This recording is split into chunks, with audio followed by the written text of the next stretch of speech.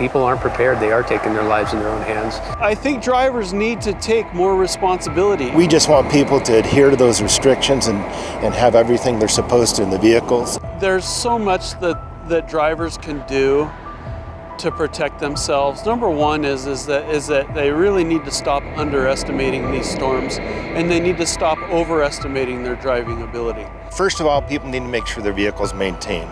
Their tires are in good shape. You know, windshield wipers, pack extra blankets, extra food in case the pass does close. It's really simple. If you want to be safe and get over Snoqualmie Pass, be prepared and slow down. I've worked on Snoqualmie Pass for 28 years.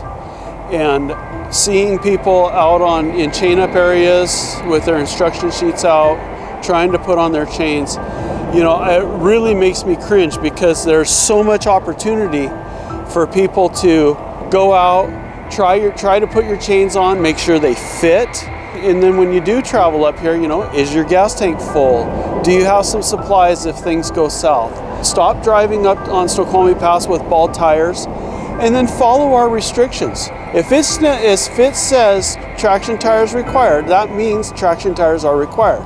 It's not recommended, it's a requirement.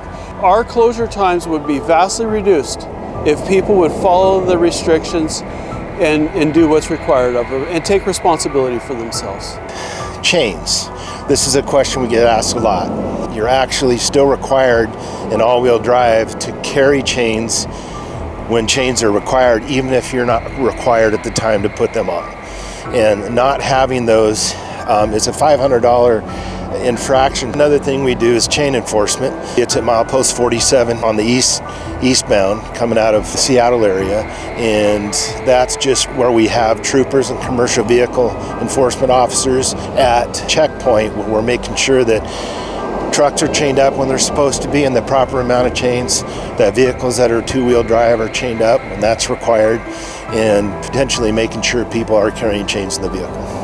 If somebody doesn't chain up and they get stuck, that prevents snow plows from coming through, and it can create a longer closure for the mountain passes. There's a tragic story, I think, that needs to be told to drivers of Snoqualmie Pass that we see as first responders. A driver that's driving too fast comes around the corner and they can't stop, and they hit that vehicle. Secondary accidents have been the worst accidents that I've seen as a first responder in my 30 years of Snoqualmie Pass. There's one way to not crash when you drive over Snoqualmie Pass, and that's to slow down.